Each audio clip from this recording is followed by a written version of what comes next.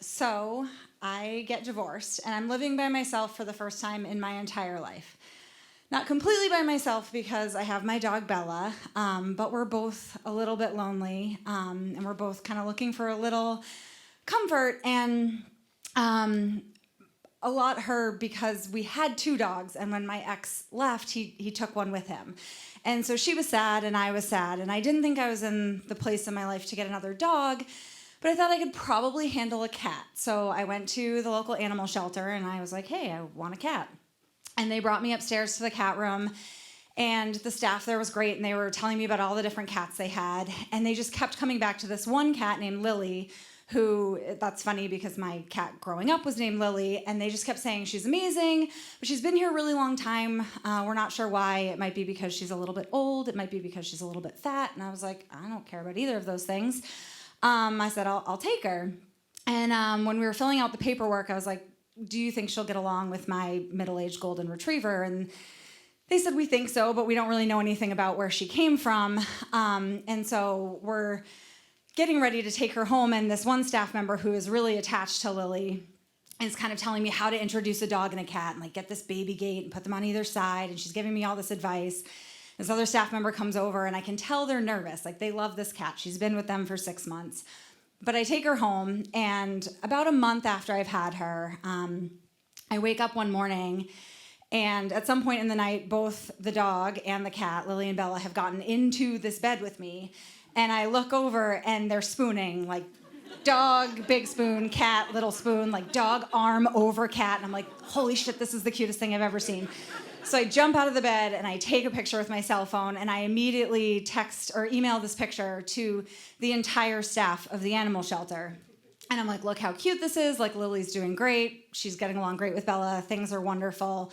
I also very generously tell them they can use this picture when they do a promotion about adopting senior cats. And I send it to the entire staff, and I forget about it, and I go to work on Monday, and I work this office job, and I'm like, oh, that picture, that would be a great desktop background. And so I email it to myself, and I put it up on my big screen instead of my little phone screen. And when it's big, I realize that in the background of this picture of my very cute dog and cat spooning is the other thing I bought to comfort myself after my husband left. And it's purple, and it's phallic, and it is very much in the background of this picture that I sent to the entire staff of the animal shelter. And I realized I am living my most embarrassing moment. It's happening, like I'm like in it. And I'm racing to take this picture down off my screen in my office, and I'm also realizing I need to call my cousin, because my cousin loves nothing more than somebody's most embarrassing moment story. And she had also 2 days before lost her best friend. And it was a tragic death of a young person. It was not foreseen, and I know that she's hurting. And so I'm like, I'm not good with people who are grieving or people who cry. I'm the one who's like, they're there.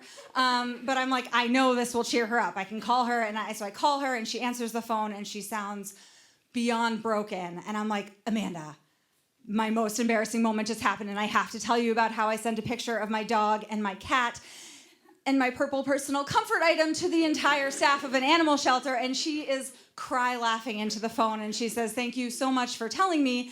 I haven't laughed in days. I really needed this. And will you come to the wake with me tomorrow? And I say, of course, I'll come to the wake with you. So the next day, I put on my black and I go to the wake, and it is just this sea of devastated people. This is not someone who lived a long life. This is not somebody who had a long illness. This was very devastating and very tragic, out of the blue loss. And I go inside and I sign the guest book, and I hug Nick's sister, and I hug Nick's parents, and I tell them how sorry I am. And I am just in a sea of people who are broken. And I go outside to find my cousin, and she's standing with a group of her friends who I know peripherally through her. And I walk up to them, and as I'm approaching, I realize they're not crying. And then I realize they're laughing.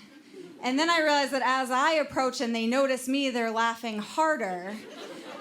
And then I realize that my cousin has taken my gift that I gave to her and given it to this whole group of people that I barely know. And I want to be mad at her because this is my most embarrassing moment, but they're laughing, and as I approach, they're patting me on the back and they're saying, Nick would have loved this story. Like, Nick would have just thought this was the funniest thing, and thank you for cheering us up with your most embarrassing moment. And I say, no problem. And so the gift I am giving all of you tonight is, if you know somebody who's having a really shitty day tomorrow, you can call them and say, last night I went to this thing, and this woman told us a story about how she sent a picture to the entire Cape Ann Animal Aid of her purple personal comfort item. So you're welcome.